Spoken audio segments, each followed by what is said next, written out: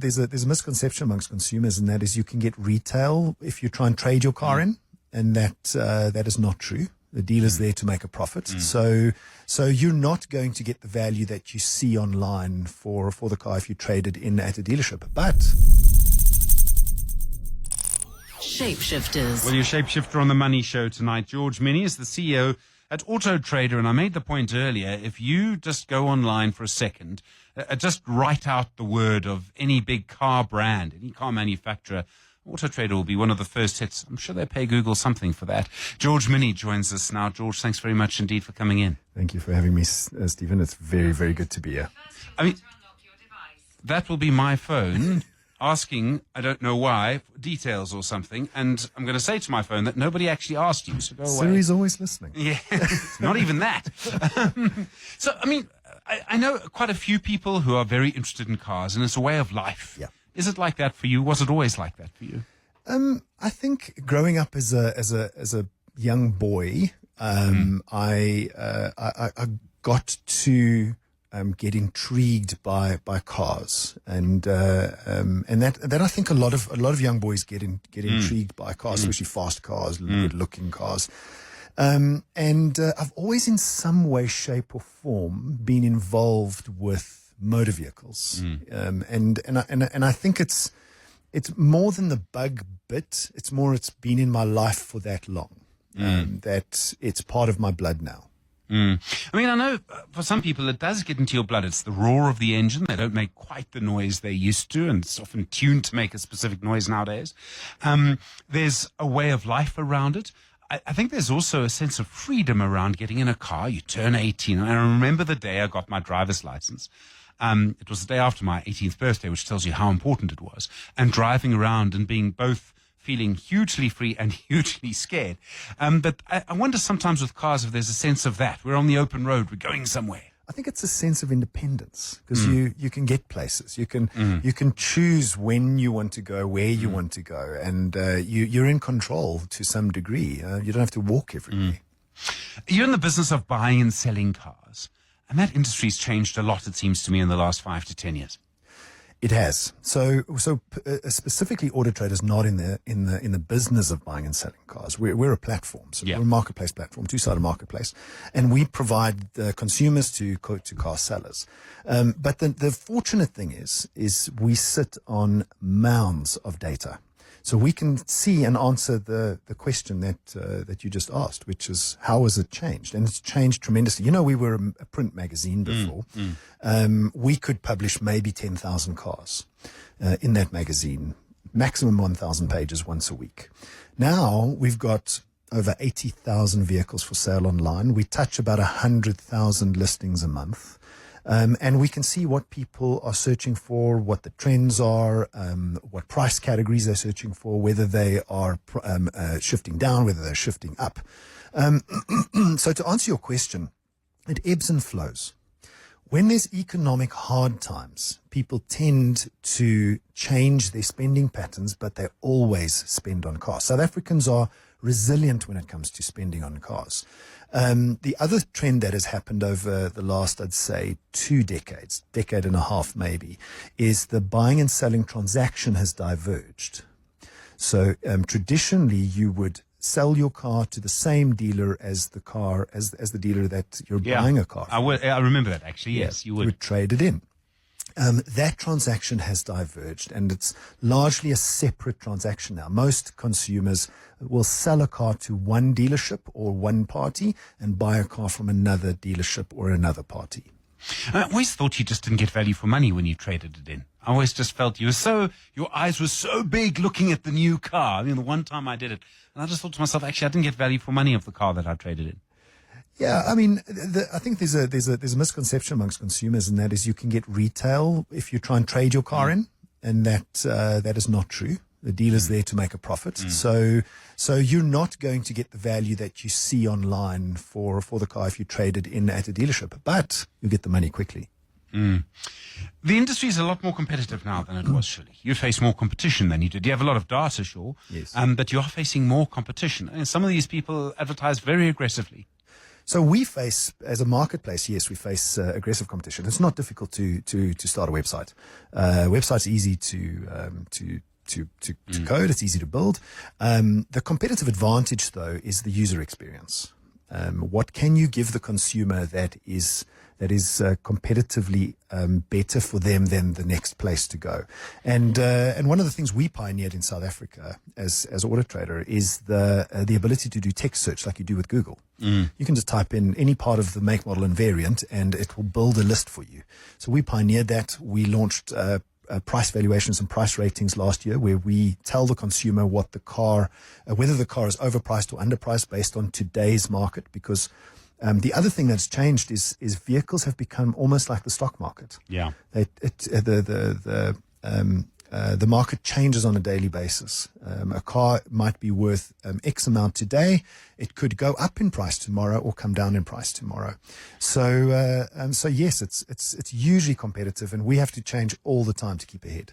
I mean, why do car prices in particular change so much now? I mean, is it just because you can do live pricing because it's online and not in a magazine? The internet has created so much transparency that demand and supply and that cycle. That feedback loop is just a lot faster. So, I mean, I think a lot of people will look at a car and most people will travel in some kind of vehicle. I suppose a highest in most cases, but a car, you see lots of cars and don't really think about it. When you see a car, you drive past a car, I presume you're looking at it a little differently to the rest of us. Yeah, I look at cars in terms of its economic value. So it almost takes the fun out of it for me. Yeah. Because I'm looking at that, Renault, and I'm thinking to myself, would that sell? Or what would a dealer pay for it? And so it does, to a certain degree, take the fun out of it for me, because I see the data all the time. I'll give you an example. I was looking at a Hyundai Tucson. I used this example quite a lot a couple of years ago. And it was a 2017 model. We're looking at it in 2018, thinking, this car should go down in value as we cross the cusp of December going into January. It's 1 year older. And I started to see an interesting thing on AutoTrader's platform, and that is the demand for Hyundai Tucson started to rise, because we can see how many people are looking at the cars. True as anything, January came, the car's price, used car price, actually went up for a 2018 model. Why? Because there was just more demand. The car just became more popular. Yeah. And that's not uncommon. You saw that with the Mercedes-Benz C-Class. You couldn't buy a used one for the price of a new one. The price of a used one was much higher than the price of a new one. It's interesting with cars, because cars are, and it sort of goes back to the original point about what a car means. So cars are about aspiration. I mean, you see so many people driving around in massive cars, one person in this massive car, and they do use the car to, I don't know, they take it to the Fish River, or I don't know, do they drive to America in the thing? But it's massive. But they're driving to work 99% of the time. But actually, the reason they bought it is because of what they could do with it. And that is something that's really intrinsic to the value of a car. It's not just the utility. I think most cars spend 98% of their time not moving. But it's about what you could do with it. There's a branding there that's very important with a car, more than other things. I think you said it there. It's the aspiration. Most of the cars, most of the four-wheel drives that are driving around here in Sandton are pavement four-wheel drives. The biggest thing they've climbed is a pavement. So it's the aspirational element. It's a status symbol. It's something that makes you feel good when you climb into it. It's all those things more than the utility, I think. Every time I see a car in Sandton with a snorkel, I want to go and say, now which river are you crossing to get here? Please explain to me. So when you look at the business and you look at how it's changing, can you see in which direction it's going to go? I mean, a lot of people say, they're electric cars, or maybe there'll be more mass transport. In the segment of people who can afford to buy cars, probably the last mass transport was the Gautrain. Some people may use their cars a little less for things like that. In some places, there's actually less car ownership in parts of Europe than there used to be, but I can't really see that happening here. So it's an interesting question. I mean, nobody can tell the future, but the one thing that has remained true in South Africa, and that is we're a car-faring nation for a couple of reasons. One, the UK fits into South Africa 9 times. Yeah. So the land mass is absolutely humongous. We've got to drive from point A to point B, and a lot of people use their cars to commute on holiday. I think the second thing is the public transport system. That network doesn't exist like it does in Europe and America.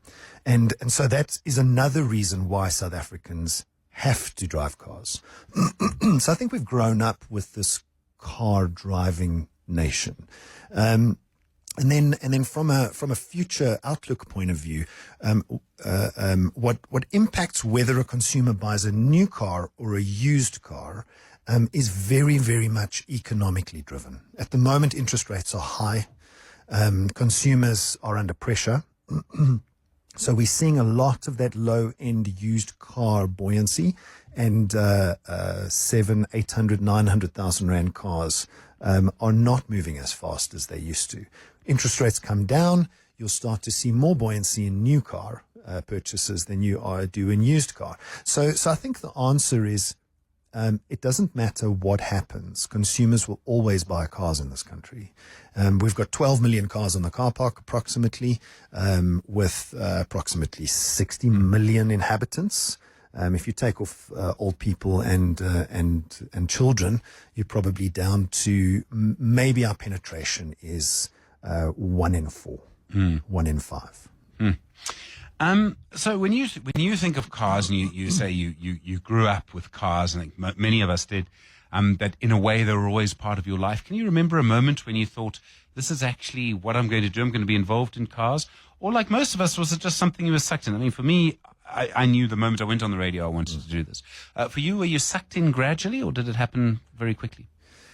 No. So I'd say that anybody, besides the big professions like doctor, specialist, and those guys, anybody's career, if they say to me they planned it, they're probably fibbing.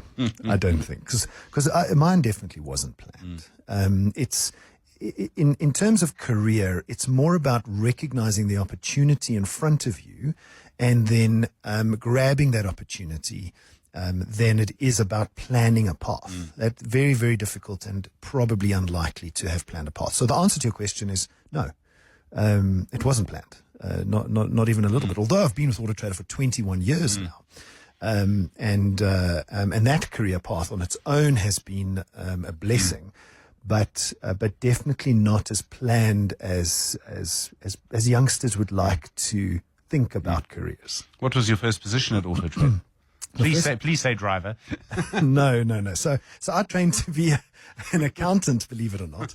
So that's how I joined AutoTrader, and then fortunately got the CEO role at some point down the line. We did a management buyout. 5 of us did a management buyout of AutoTrader in 2012, 2013. And then we sold the business to Naspers in 2018. George, I mean, there'll be some people who will try and manage an organization. They'll do everything themselves. If you've been there for 20 years, you probably do almost all of it themselves. Some people let other people do everything. How have you found sort of leadership in that context? I mean, you're leading something that, has a big web presence that people know about. It's got lots of valuable information. You've got to be quite careful leading that, especially when you've got so many competitors. Definitely, Stephen. I think the leadership element is the one thing that's close to my heart. I enjoy leading people and empowering people, and I think that's really the thing that I've focused on. Any good CEO empowers people to get the job done. If the business spins around that person and something happens to them and the place falls apart, that's not a good leader. So that's what I focused on. Is good CEOs build systems and processes, and good people to manage those systems and processes. Because otherwise, you never find the time to move on to the next thing, to really have the cerebral time to think about the business, think about its next move, and apply your mind if you're constantly doing the job. Is it harder to lead now than it was, say, 10 years ago? Yes. Why? I think the youngsters that are coming up through through life have a slightly different outlook, and if I hesitate to say, maybe a little bit of a sense of entitlement, and they want a quick fix. They want their careers tomorrow. The expectation's very different. Very, very different expectation, and they face the hard reality of there is no quick fix to a successful career. You've got to put in the hard slog still. You've still got to do the long work. So I think that's changed to a little bit over time. Is the willingness of youngsters to put in that hard slog, and I think the ones that do really make a difference. There does seem to be almost a little bit of tension between generations in the workspace that I don't know if it was there 20 years ago. Yeah, and then also I think the other thing that exists in the workspace is the 40 and 50-year-olds are not aging like 40 and 50-year-olds aged. No, they're still badly behaved. Yes. so I think they're still keeping their foot squarely in the business world. So I think that's the dichotomy we battle with at the moment. It's a very interesting point, actually. There's a lot to think about there. You spoke about how being involved in the business takes the fun out of looking at a car. Does it take the fun out of driving a car? No. So I like to do two things. One, practice mindfulness, and everybody knows what mindfulness is: some meditation, focused work, etc. But you've got to also, in order to experience mindfulness and focus, you've got to practice mindlessness. And for me, when I drive, that is equal to mindlessness. Where your mind is just free to go wherever it needs to go, because driving is almost a secondary function. Your limbic system takes over. It's not if you're a new driver, obviously you've got to think, but if you've been driving for 20 or 30 years, driving becomes something that's automatic, and then your other parts of your brain take over. Yeah, no, I know what you mean. So obviously, if you're going to go away on a holiday, I presume you'd prefer to drive there? Sometimes. Depends on the drive. So I wouldn't nowadays drive all the way to Cape Town in one go. Sure. Yeah. I don't think 20 years ago, yes, but not now. But if it's a shortish drive up to the Drakensberg or 2-3 hours away, definitely. If it's a Cape Town trip, flying. Yeah. Okay. Durban for a week, you'll drive?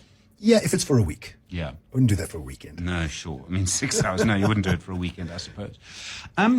Are there particular cars that you've driven or come across and just thought to yourself, wow? And I don't mean a Rolls Royce or a Bentley or something like that, but just a car that you thought, this has got something no other car has.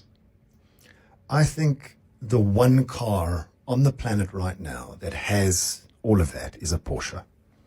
Definitely the car that has this character that you can't get in most cars. Not even a Ferrari comes close to a Porsche. You reckon? Yeah.